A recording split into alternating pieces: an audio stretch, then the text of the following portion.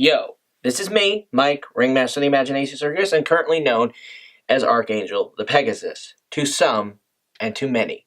And now I'm here to give you a post-Season 8 reaction MLP video to satiate some of your hunger, assuming that there is any, and I'd like to think there is. Anyway, let's get to it, shall we? This is something I've been planning for a while to make a video about, but it's like I didn't feel like I had a lot of time and there was complications and stuff I don't want to go into detail to. I could be here talking forever. Point is, this is a video that I wanted to do for a while. A video that compares Sunset Shimmer to Starlight Glimmer.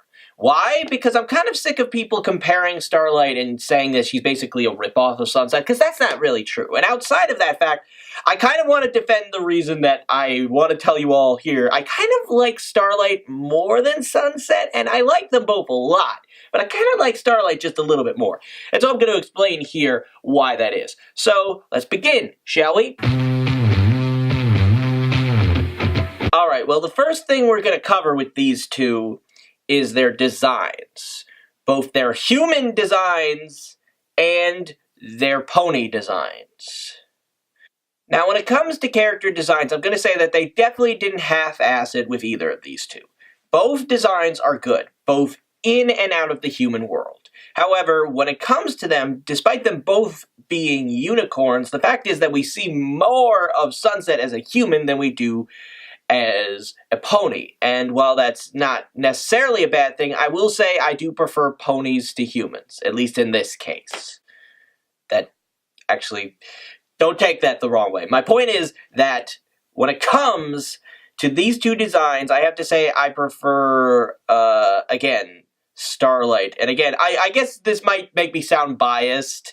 Then again, I guess this whole video might make me sound biased. But please, I'm not biased, because I really do like Sunset. And honestly, I like her design. And more than that, I like how her design has kind of evolved over time. I mean, look at all these different human outfits we've seen her in. And even her pony design. I like her pony design. It's good, but it's simple. That, and we just don't see it that often. Because of that, it's hard to really be attached to it when we don't see it. Otherwise, with her human design, this is a fantastic bit. And I love how it's changed over time, how it's evolved. I actually really like this vest she wears in the most recent specials and whatnot. It looks fantastic. I love all of this, and I think it's great. But on the other hand, I kind of have to give it to Starlight. Not only because we actually see Starlight's pony design more, but the fact is I kind of like her human design a little bit better. And I don't know why it is. It could be the eye design, it could be because she looks adorable in that stupid hat, or the fact that she eats ice cream in such a messy, adorable manner, but something about it works. And between that and the fact that we see more of her in her human design, I kind of feel like leaning towards more of that. Or, I mean, her pony design. I said human design. My point is that this is what I think works a little bit better. Plus the colors in question are a little bit better. I will admit that my second favorite color after green is orange, and yeah, we're more likely to see some and have seen some orange when it comes to old Sunset's design. But the fact is that her design just doesn't pop as much. It doesn't stand out as much, Something about purple as a color. And, I mean, I guess Starlight isn't even really purple. It's more of a, light pink color with a purple hair, purple mane. It's, not quite right. And then there's even her eye design when she's human. It's something about the shape of her eyes are adorable. And yeah, I'm a little biased, but what can I say? Everything from the clothing choices to the overall design, to the coloring, it all speaks to me a little bit more when it comes to Starlight. Alright, the second category concerns them both being villains. Now, to put it simply, the way these two handled villainy was very different. To put it simply, and this is one of the few categories where I really, really have to criticize Sunset. And I don't want to do that, but I kind of have to. She was kind of a shitty villain. She was kind of a shitty villain. Whereas dear old Starlight handled it with grace. Every pony has unique talents and gifts. And when we share them with each other, that's how Quiet! Finesse. and kind of mastery. In fact, she handled it better than a lot of the villains we got beforehand. Or hoof, as it were. In the case of Sunset, we have her doing a couple of things. And granted, some of them don't work out poorly on her due to her own fault, but really, she could have handled it better. Now, for one, while she did manage to infiltrate the Crystal Empire, it was only thanks to the fact that the magic mirror was, in fact, located in the Crystal Empire at the time. No doubt they're transported there by, Celestia and Luna because they felt that it would be slightly safe in the newly returned Crystal Empire. So while she did manage to get in, she only really got in because it was already where it needed to be.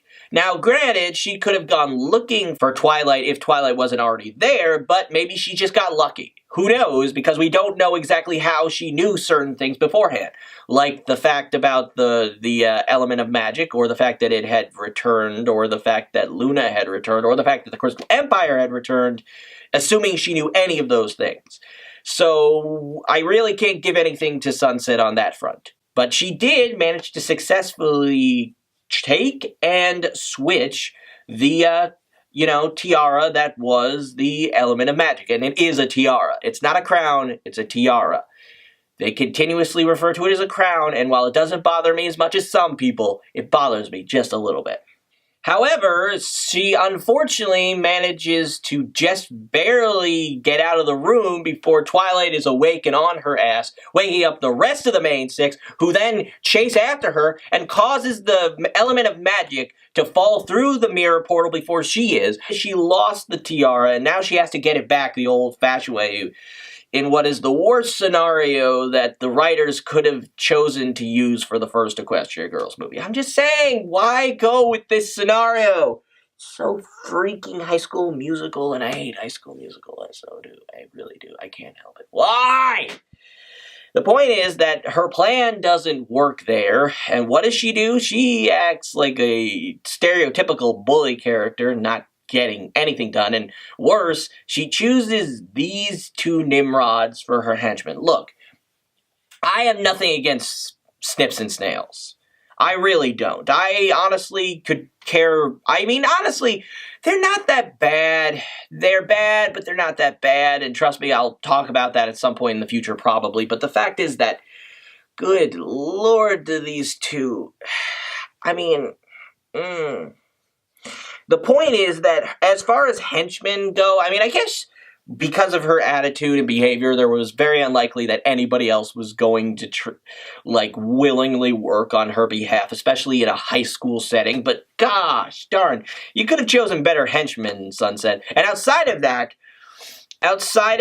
factor, we have to get to the biggest faux pas of this movie. At least the part that people seem to hash on. Every time I watch a review for it, it's like, this is the thing that people talk about, and I can't entirely disagree. Look, I'm not saying the photos are the best. I will say that they definitely weren't effective, and it really wasn't the best plan Sunset Shimmer could have presented, but especially since she herself needs the dance to happen anyway, so the fact that she went forward with the plan means that she really wasn't thinking this through. Not in the least.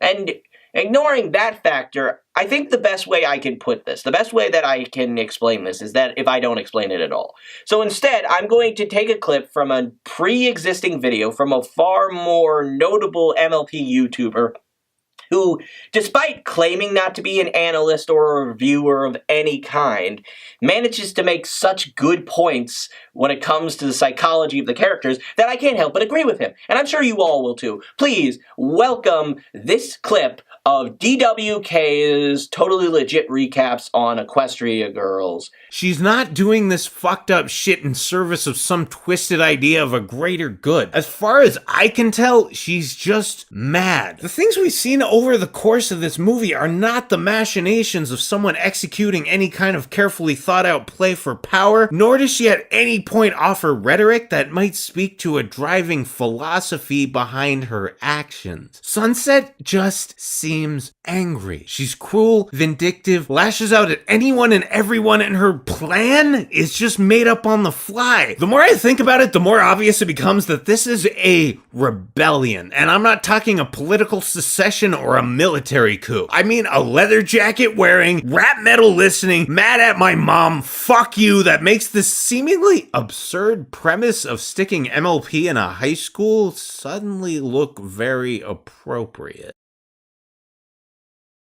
Honestly, I think this is a legitimately potent image. Sunset gnawing at her lip with tears streaming down her face before they evaporate as her transformation completes. I think she knows this is all wrong. And so you see my point. In the end, it was just a really hyped up teenage rebellion of sorts. And considering that Sunset could very well be 30 when it comes to her true age, that speaks creepily about several things, including the fact that she apparently dated Flash Sentry. People hate on Flash, but at least he didn't commit any sort of crime. Like actual crime, because this is a real world crime I'm talking about. You all know what I'm talking about, right? Seriously, Sunset, I get it. You needed, you were kind of in a bad place. You were not thinking straight, but you dated an actual teenage boy. If that's Twilight's real age, you telling me that Sunset isn't older? Because she's definitely older. So freaking... And that, granted, some people might not agree with me, but this has been my headcanon long before I found DWK. This is my point. I'm getting worked up here, people. This is what happens. And this is the nonsense that Sunset presents in her villainy. What does her competitor do when it comes to being better? And this is the one time where I have to say, it's a little bit better. It's a little bit. So let's go, shall we? Dear old Starlight, on the other hand, did several things right. One, she managed to essentially start her own cult, not only convincing several troubled ponies that they no longer wanted to keep their cutie marks, but convincing them that living in a society where there was absolutely a sense of equality in that everybody was essentially not special, then yeah, essentially. She manages to do it by acting as an effective cult leader, and when I say cult, it's spelled like this, not like this. Like this, not like this. I'm just saying. She makes her little village sound like a paradise, which by the way, we still don't know the name of that village. Does the village have a name yet? Someone needs to come up with a name for that. I'm just saying.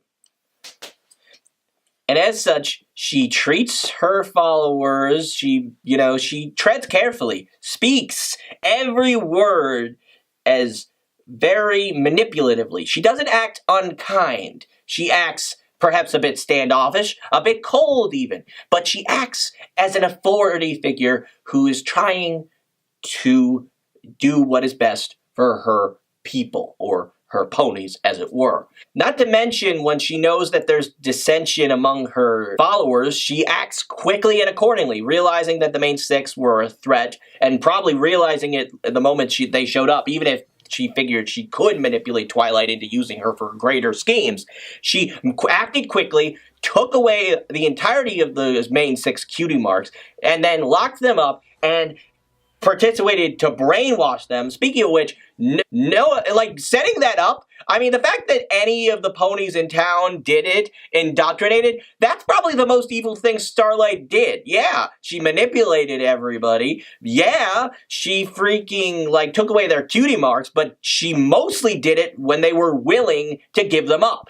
With the exception being the main six. But if I had to say the one thing she did that really truly speaks of her darkness, it's the fact that she locks ponies in a small room and makes them listen to her talk. She's allowing them to slowly be indoctrinated. Their spirits have already partially been broken, so they have no choice but to listen and hear, and slowly their mind can't help. Maybe she does have a point. Maybe, just maybe, I was wrong. And hell, I might have been wrong a moment ago when I said she, had to take their cutie marks willingly. There's a small chance that a good portion of, I don't think the whole village, but a small portion of the village could very well have been also taken by force and brainwashed this way. And hell, look at what happened to Party Favor. I'm sorry, every pony. I never wanted to leave the village. I love all of... Didn't Don't you see what just happened out there? Your friend has accepted our way. You will all accept our way. It's only a matter of time. That is not the face of someone who is not in the right mind. Hell, when the way he reacted afterwards, it's clear that he's already been at least partially brainwashed. He feels guilty. He feels like he's hurt his new family in the village. And all because Starlight manipulated him. I mean, look what happens when he's put in there in the first place. She guilts him and does so well. Finally, when she is exposed, she moves quickly. She creates a scenario where she can escape, and she even had a backup plan. In case everything went wrong, she had an escape plan from the beginning. That is forethought, which not a lot of the villains we have shown in this series have shown the ability for. At best, Chrysalis might have shown such ability, but really, not much. And again, I like Chrysalis, but even she didn't anticipate having to flee the way that Starlight did, and she did. She got out, she got all the way to the mountains, and not only that, but we got to see someone besides the main six win for once. Someone else defeat her, and they used the individual talents that she had essentially stripped them of to do it. And that is what makes this such a great victory over such a great villain, because they did the work based on what she thought should be removed. What she failed to realize, even she failed to realize, is that her ability is so strong that she caused the apocalypse in Equestria several times over. Everything except Flim and Flam, because let's be honest, that probably was bad, but it probably wasn't as bad as most of these scenarios.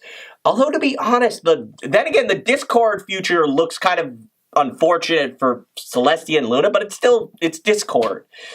He's more of a nuisance than an actual villain. Regardless, the fact is that she caused these scenarios, each worse, at least according to Twilight, than the last, and because of that, she had no choice. You know, because every time Twilight tried to stop her, she couldn't. Because Starlight was almost as magical as she was.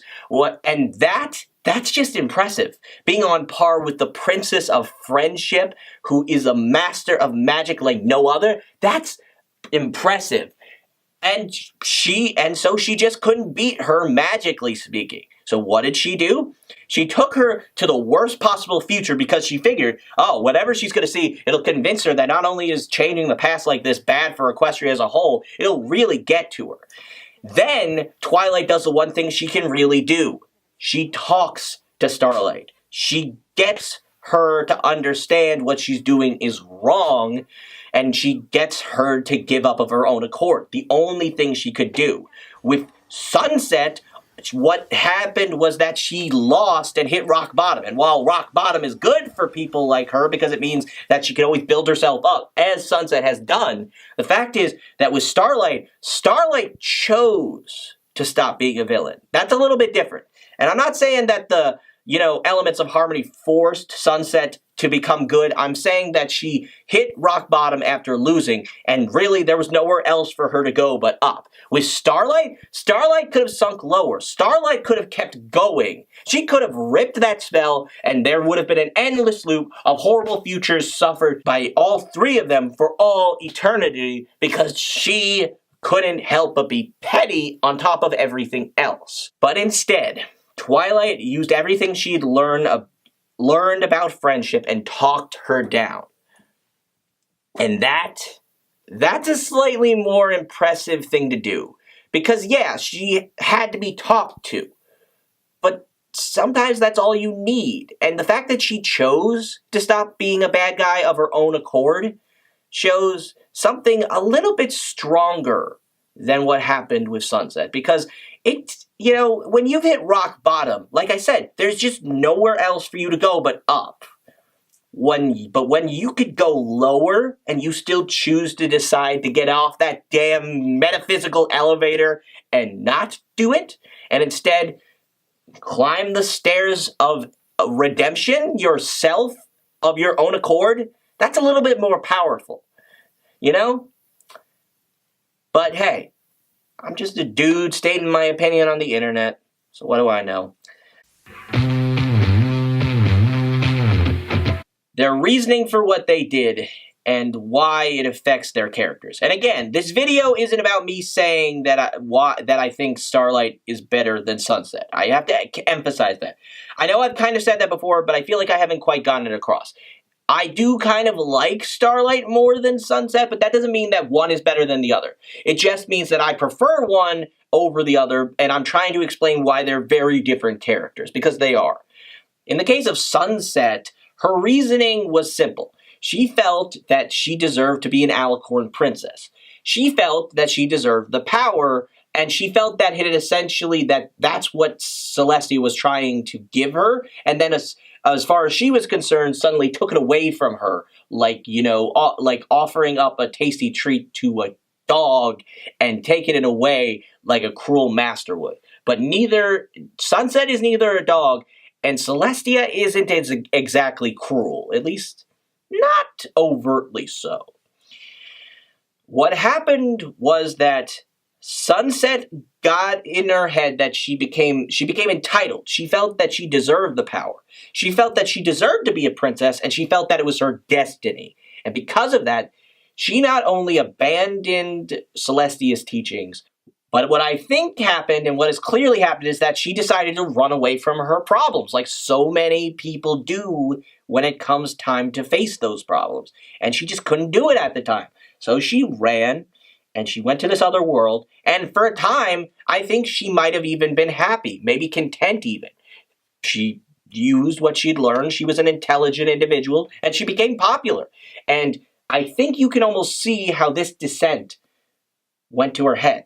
The sudden popularity, the sudden constant, becoming of the fall formal queen or princess or whatever, got to her head and made her think, yeah, if I can get this kind of attention and appreciation in this human world, I should be able to get it back home in Equestria. And so what did she do? Depending on how long a moon is, she spent time spying on Equestria and figuring out what she needed to do it, until finally she saw that the elements of harmony had returned and that she needed their power. And how she learned it? Who knows? Maybe she snuck back into Equestria once or twice to get the information she needed, a few magical books, whatnot. Who knows? But regardless, she got the information she needed, and she came back, and she used it. And in the end, she did it for the petty reason that she wanted to rebel, because she felt she wasn't being given the respect or the power that she felt she deserved and was entitled to, because in her very mother-daughter relationship with Celestia, she was essentially the hard, rock-enjoying, alcohol-drinking, smoking, biker kind of rebellion that you get into in your stereotypical story about such relationships. Which is dumb, but it's the best way I can put it, because that's essentially what Sunset wanted. She wanted to rebel. She wanted to make Celestia notice her, to make her see that she was good enough. And instead, she kind of went as low as you could possibly go. And trust me, when you're ruling over a high school, essentially as she was, yeah, that's pretty low, especially in the world of MLP in particular. So yeah, she failed, and that's why. Her reasoning was she wanted to show up Celestia, and she wanted to just act like a petulant child, and she did, and she failed. And her reasoning for coming back and being good again, because she literally had nowhere else to go. And you know what? That's fine. I can live with that, because in the end, sometimes that's all you can do. You gotta wait for someone to hit rock bottom to realize the mistakes they've made. And, well, it's better than some of the alternatives, I can tell you that much. But let's not get into that. When it comes to Starlight, on the other hand, Starlight definitely made a lot of mistakes. Some far worse than Sunset, but again, that's another debate entirely. To fight cutie marks, essentially, and to get rid of them, and to try and create total equality in Equestria. But the fact is, that's some pretty faulty reasoning. Not just because there are other intelligent species who are far different, who don't have cutie marks. And while whether they have full equality isn't really in question, but the fact is that they're different. And what was she going to do? Eventually try and spread this idea all the way to Yakistan, the Dragonlands? I don't know, the Changelings maybe, if she was that ambitious? I don't know. She, like Sunset, made the mistake of not looking at the full picture. Because, yeah, she was a better villain. But like so many villains, they lack the foresight to think far enough into the future to realize that at some point they're going to reach a roadblock that's there regardless of their plans or not. Because eventually something's going to come to try and stop her. In Starlight's case, if she had kept going long enough, she would have caught the attention of the princesses. And people make fun of Celestia and Luna for not really doing things, but that's more of a narrative problem than an actual character problem, at least as far as I'm concerned. So honestly, I think if they had, I don't think Starlight could have beat them. Yeah, they got beat several times. It was because of very specific circumstances that they lost or were put out of commission in any given scenario. And honestly, I don't think Starlight could have beat them. And, yeah, she eventually switched their cutie marks, and maybe if she had thought of that in the heat of battle when the time came, she could have won.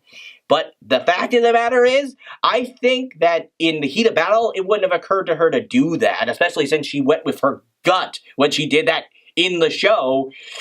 And trust me, Celestia and Luna did not look happy. And I think that was the first time we've really seen them truly mad. And I gotta tell you, I think they could have wrecked her regardless of having the other's cutie mark and therefore their magic. But that's just me. The fact of the matter is that in Starlight's case, her reasoning for doing all of these things is the big problem that a lot of the audience have. Her also quick redemption, as it were, at least as far as they're concerned, is also a problem. But I'll correct or at least give my thoughts on that in a second. The point is, Starlight decided to do this because her first and really only friend got his cutie mark and left town to go on to bigger and better things, or at least that's what she thought. In the end, he kind of failed, and if they had been in contact, as they point out at the end of the Season 6 finale, they could have helped each other in a lot of ways. She wouldn't have gone mad with the desire to destroy cutie marks, and he would have probably not flunked out of Celestia's school. But the fact is, Starlight made a mistake, and she made it when she was a child. And while we can't excuse the actions of children 100% of the time, I feel like we have to in this case. Because when you're a child and your feelings are on high, teenagers have to deal with hormones, but children have no control over their emotions. They don't think clearly. They can't think clearly. And as much as I hate to admit that, I have to. Because the fact is that as a child, when you lose your one and only friend in a small town where there might not have been any other children for her to get along with, she would have felt extreme loneliness. And she would have, in her adolescent mind, thought, well, he went away because he got his cutie mark. And if that's the case, then clearly it's his cutie mark is the reason. Hell, we see her room later on, and it's clear that, like Sunset, she had something of a dark, rebellious, gothic teenagehood, at least if her room is anything to go by, because I'm willing to bet that's when she left home and started this crazy idea. I'm sure it built over time, not unlike Sunset herself, but the fact is that slowly as the idea came to her, she left. She looked out. She met Maud, found the rock for which she could magically capture everybody's cutie marks, and then slowly went mad over time. And we see why this works better in her case. Because with Sunset, once again, I can't emphasize this enough. She had to hit rock bottom before she decided to get better. Whereas, like, Starlight made the decision of her own accord. And yeah, it might have felt rushed, but sometimes all you need is someone to offer their appendage, their hand, their hoof to you to get you to see the light. Sometimes all you need is a friend. It's not, that sounds cliche, but it's true. believe me, I have been in situations where I have had extremely dark thoughts flow through my mind, and I have only gotten out of it. I've only been able to escape that thought process by interacting with people I care about, with people I like, and people I enjoy spending time with. And if I hadn't done that, I don't know what I would have done. And I don't want to get too personal into this, but my point is, people make mistakes when they feel like they are alone. And when you feel alone, you are in the worst state of mind you can ever possibly be. More than when you're being hoisted up on a pedestal and you let it get to your head and you start acting like a complete jerk. Worse than when you're, just from the get-go, you have these ideas in your head and you decide to act on them and be a jerk about it and do something horrible. More than any of that, when you are alone and you have no one there to help you, no one there to bounce ideas off of, no one there to really, essentially say, you're wrong, a friend who will tell you you're making a mistake, that you need someone that time. And that's what Starlight needed, and that's what she got in Twilight and the rest of the main six and Spike. They helped her, and she learned.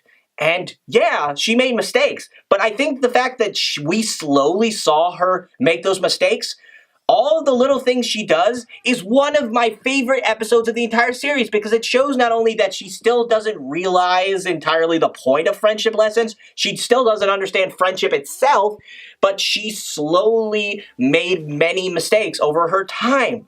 The map sent her on the mission to fix the problems between Celestia and Luna, because she was the only one who didn't have that awe of them. And yeah, that might be a problem, but honestly, you don't want people or anyone really to be 100% invested in their leaders. You have to be able to look at that person and look and say, yeah, they're a good leader, but they are just as capable of making mistakes as everybody else. And in this case, Starlight was able to do that and fix that problem.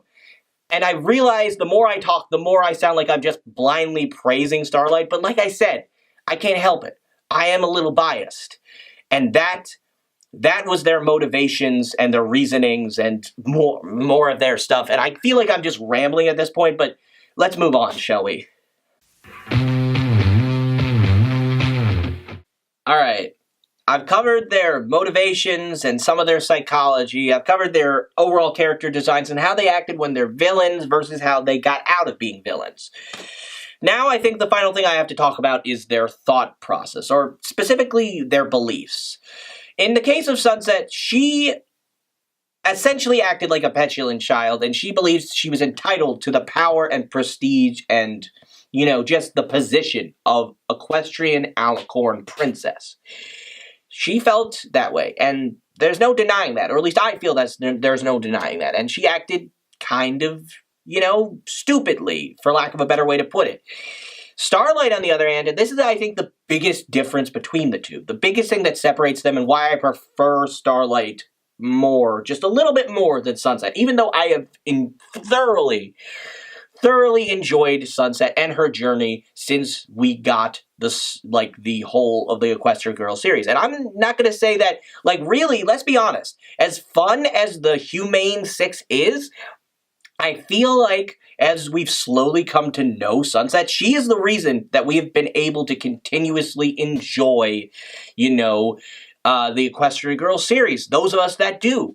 Without her, we would not have been able to keep going with this. And honestly, I appreciate that, because it shows that she is a good character and that she's great and worth watching and appreciating and getting to know in such a way. But the fact is, Starlight, at least as far as I'm concerned, is a little bit better because she genuinely, wholeheartedly believes what she was doing was right. And she was misguided as all hell, but you know what they say, the road to hell is paved with the best of intentions. She genuinely believed that, the cutie marks were the root of all problems, and she wouldn't have gone forward with it otherwise. Yes, she kept her own cutie mark, but I believe she only did that, one, to convince her followers to follow her, even though if she'd been completely honest and just admitted that to remove their cutie marks, she needed to keep her own, because without her magic, she couldn't have done it. in her whole heart of hearts, where it mattered not in her mind, but in her soul, she genuinely believed that she was doing the right thing. And that is where I have to choose her over Sunset. Because in the end, Starlight just wanted to help Equestria. Maybe she did it for petty reasons deep down, but the truth was that there was a part of her that genuinely wanted to do the right thing. She just didn't know what the right thing really was. And that's enough for me. And maybe I've been biased. Maybe I made it seem like I dislike Sunset, but I don't dislike Sunset. I think she has a lot of great qualities. But I wanted to emphasize that Starlight does too, and that she's a very different character from Sunset. And I wanted to make you all understand that as well. I hope you all enjoyed this. This is Mike, Ringmaster of the Imagination Circus, otherwise and now known as Archangel the Pegasus. Please come back in the future. Tell me what you think. And thank you for visiting.